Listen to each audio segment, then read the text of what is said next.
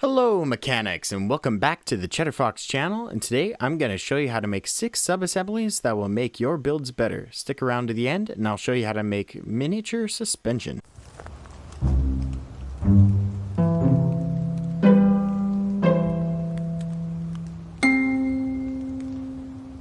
The first thing I'm going to show you how to build today is a pass-through. Now, a pass-through allows motion of a bearing to be connected on both sides of a block. Now, you may be wondering, how is that even possible?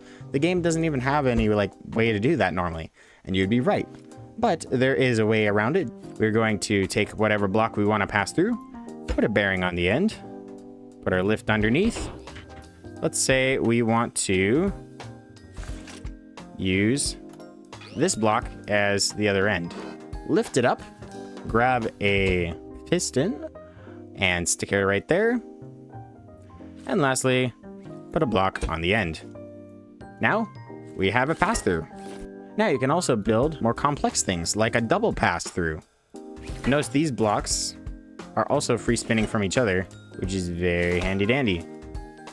Next, we have a memory bit, which allows information to be stored when you press a button, which is very useful if, for say, you want something to turn on when you press a button and a few moments later turn off. What I'm going to show you how to do is to set it up with 2 buttons or with a timer to turn it off.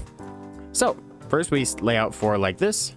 Next, we wire them in a triangle like this, and this one goes into here. Now, make sure all these 2 are set to OR.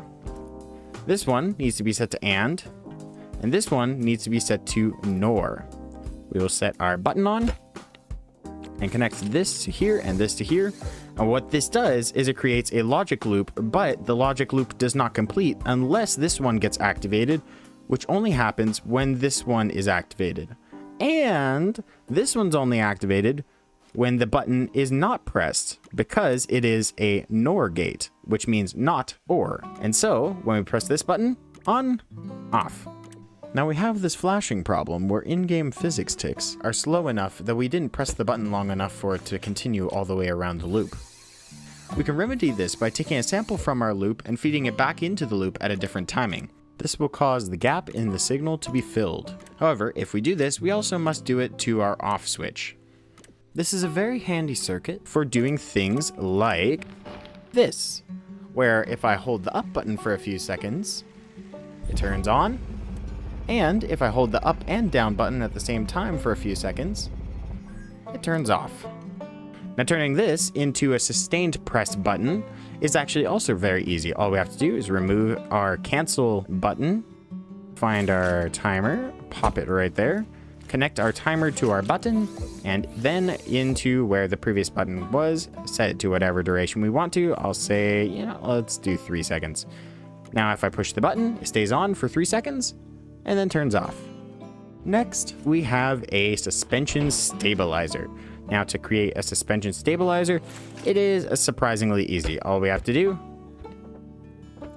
is build up like this, build down, put a bearing here, a pipe here, and suspension here. And I'm actually going to reattach that block to there and then weld this here.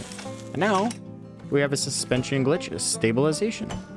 As you can see, it stabilizes in the axis of the suspension, so it's not able to tip over. Next, we have a logic repeater. So to build a logic repeater, it is actually very easy. All you have to do is take 3 logic gates, wire them in a loop, and set one of them to NOR, and it will loop. And if you want to, you can also connect a switch and turn it on and off. Next, we have the mini suspension. Now you see here, it's made out of a regular suspension, and we have a pipe coming off this screw here going to the tire, and it's still fully functional as suspension. So how do we build this? We start by taking whatever material we're going to use. Let's say we're going to attach it to a pipe, so I'm going to build a bit off the ground, stick a pipe on top. Now our suspension gets attached to that. Now we put a screw on the end of this pipe here, which has a very small hitbox. Put the lift under there, very lightly lift it up, and take a pipe and rotate it and stick it on right there.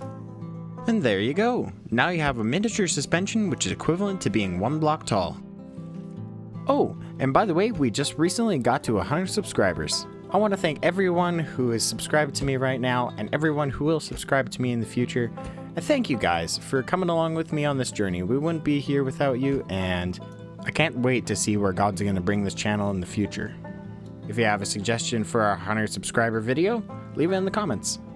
Anyway, that'll be the end of today's episode. If you like the video, you'll probably like some other videos that will be on the end screen. Like and subscribe, and I will see you next time. This is Cheddar Fox signing off. Bye!